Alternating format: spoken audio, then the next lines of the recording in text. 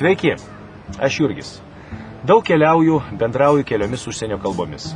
Galima naudotis tradiciniais spausdintais kalbų žodynais, tačiau siūlau išbandyti nemokamus elektroninius žodynus internete. Darbe man jie labai praverčia. Būtent apie elektroninius žodynus bei vertikles aš ir noriu jums papasakoti. Susipažinkime su rusų lietuvių ir lietuvių rusų kalbų žodynų www.rusu-lietuvių.com. Esame pradinėme žodyno puslapyje. Jame rasime informacijos apie projektą, jo naudą ir žodyno siekius. Pagrindinė žodyno funkcija – versti žodžius. Taigi netrukus tai išbandysime. Pirmiausia, reikia pasirinkti, iš kokios į kokią kalbą norime versti žodį. Tuomet jį rašome į štai šitą laukelį, telieka paspausti versti. Štai taip greitai ir paprastai sužinojome, kad keliautojas rusiškai putišestvinik.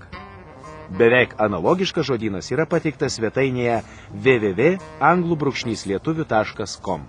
Šis žodynas išvers žodžius iš lietuvių kalbos į anglų ir iš anglų kalbos į lietuvių. Žodynų naudotis taip pat itin paprasta ir patogu, todėl daugiau apie tai nepasakosiu. Geriau išmėginkite patys. Žodynas www.vokiečių-lietuvių.com priklauso tai pačiai žodynų grupiai. Juo galima versti iš vokiečių kalbos į lietuvių ir iš lietuvių kalbos į vokiečių. Noriu atkreipti dėmesį, kad visuose iki šiol aptartose žodynuose žodžių galima ieškoti ir pagal abėcėlinį sąrašą. Mums lietuviams gali būti naudingas ir latvių lietuvių bei lietuvių latvių kalbų žodynas www.letonika.lv. Pradinėme svetainės puslapyje pasirinkčių juostoje pasirinkime nuorodą Vardnica arba žodynas. Iš siūlomų žodynų sąrašo pasirinkime mums reikiamą, šiuo atveju lietuviešų, latviešų. Žodžių galime ieškoti pagal abėcėlinį sąrašą, esantį kairėje, arba į paieškos laukelį įvedę norimą žodį. Pasižiūrėkime, kaip reikia sveikintis latviškai. Įvedame žodį labas ir paspaudžiame klaviatūros mygtuką Enter. Štai ir paieškos rezultatai. Mūsų kaimynai sveikinasi labs. Darbe ir kasdienėje veikloje dažnai turime išversti tekstą iš vienos kalbos į kitą. Jeigu nereikia profesionalaus vertimo, tiesiog norime suprasti teksto prasmę, mums padės interaktyvaus vertimo programos. Pasaulyje yra sukurta nemažai automatinio vertimo programų. Mes, lietuviai, taip pat turime kuo pasigirti. Supažindinsiu jūs su lietuviška automatinio vertimo sistema vertimas.vdu.lt. Jie verčia iš lietuvių kalbos į anglų ir atvirkščiai. Taigi, nieko nelaukia, išbandykime.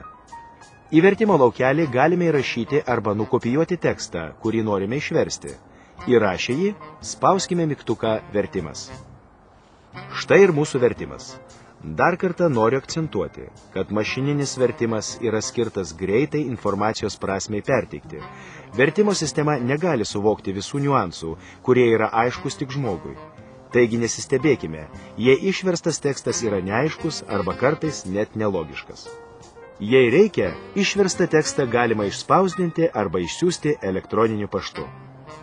Dar viena tikrai naudinga svetainės funkcija – interneto puslapio vertimas. Spraktelkime nuorodą internetinio puslapio vertimas. Šiame laukelyje tereikia įrašyti interneto svetainės adresą. Jei norime, kad būtų išversti ir tie puslapiai, į kuriuos pateikiamos nuorodos, varnele pažymėkime laukelį išversti nuorodas ir spustelkime mygtuką vertimas.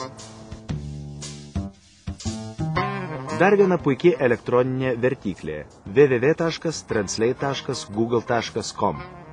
Čia įveskime arba nukopijuokime tekstą, kurį norime išversti. Tuomet pasirinkime, iš kokios kalbos į kokią versime ir spauskime mygtuką išversti. Štai ir teksto vertimas. Dar viena naudinga www.google.com funkcija – puslapių vertimas. Į paieškos laukelį įveskime užklausos žodžius. Jau išsiaiškinau, kad ispaniškai radijas internete – radio por internet, o šį kartą ieškau ispaniškos radijo svetainės. Spustelsiu Google paiešką. Išsiverskime štai šį puslapį į lietuvių kalbą. Luktelkime.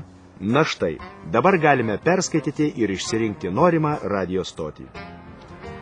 Manau, kad sutaupysite nemažai laiko naudodamisi elektroniniais žodynais ir vertiklėmis. Tačiau nepamirškite, kad automatiniai teksto vertimai tik padeda suprasti informaciją publikuotą užsienio kalba. Taigi tai neprilygsta profesionaliam vertimui. Sėkmės!